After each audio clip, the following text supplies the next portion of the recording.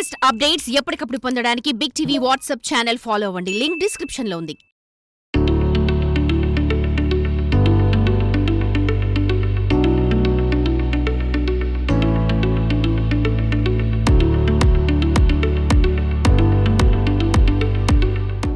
బుద్ధుడిగా మారకముందు సిద్ధార్థుడు ఓ రాజు విలాసవంతమైన జీవితాన్ని వదిలి సన్యాసిగా మారాడు.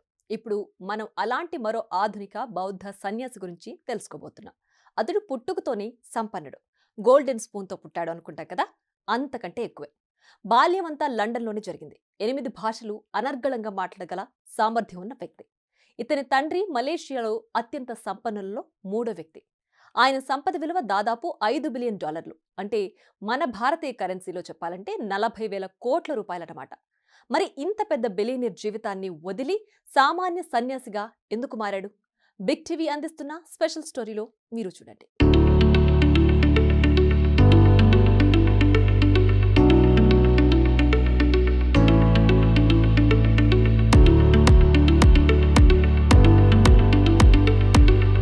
మలేషియా బిలియనీర్ ఆనందకృష్ణన్ ఏకైక కుమారుడు వెన్ అజాన్ సిరిపన్యో బౌద్ధ సన్యాసిగా మారడానికి తన సంపదనంతా వదులుకున్నాడు. వెన్ అజాన్ సిరిపన్యో చిన్నప్పటి నుండే తండ్రి సంపదను వారసత్వంగా పొందేందుకు శిక్షణ పొందాడు.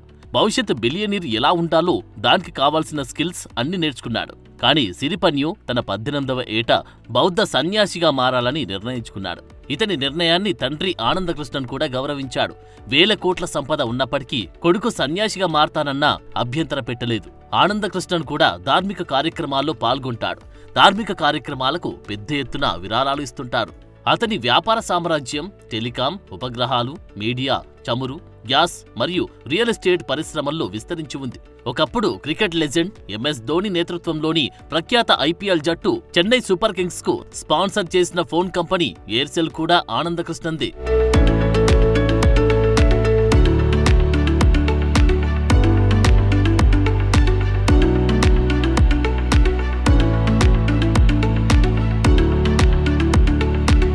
ఒక బిలియనీర్ కొడుకుగా అజాన్ సిరిపన్యో గొప్ప వ్యక్తి. అతని తల్లి మొంవా జరోంగ్సి సుప్రిందా చక్రబన్ తాయ్ రాజకుటుంబానికి చెందిన వారసురాలు. అజాన్ సిరిపన్యోకు 18 సంవత్సరాల వయసున్నప్పుడు తన తాయ్ తల్లి రాజకుటుంబానికి నివాళులర్పించడానికి థాయిలాండ్ వెళ్లారు. తన పర్యటనలో సరదాగా వినోదం కోసం సన్యాసిగా నియమితుడయ్యాడు.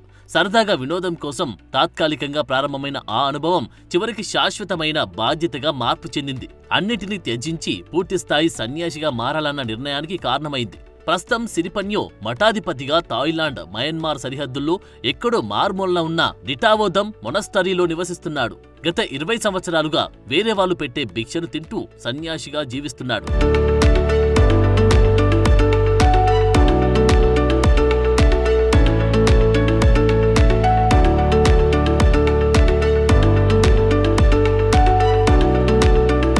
అజాన్ సిరిపన్యో తన 2 సోదరీమణులతో కలిసి లండన్లో పెరిగాడు.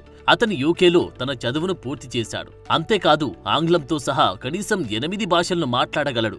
అజాన్ సిరిపన్యో జీవితంలోని దృక్పథం విభిన్న సంస్కృతులను తెరిచి ఉంచింది. కాబట్టి బౌద్ధ బోధనలను సులభంగా స్వీకరించగలడు. సిరిపన్యో సన్యాసిగా జీవిస్తున్నాడు, కానీ అవసరమైనప్పుడు ప్రైవేట్ జెట్లో ప్రయాణిస్తాడు.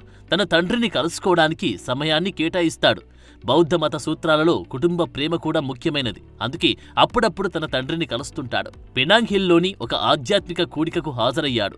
అది అతనికి బాగా నచ్చడంతో అతని తండ్రి కృష్ణన్ దానిని కొనుగోలు చేశాడు.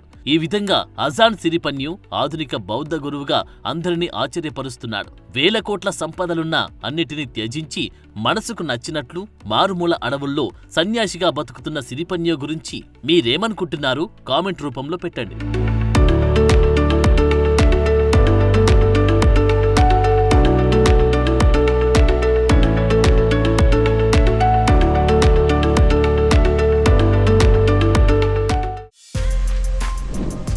For more videos like this, subscribe Big TV channel.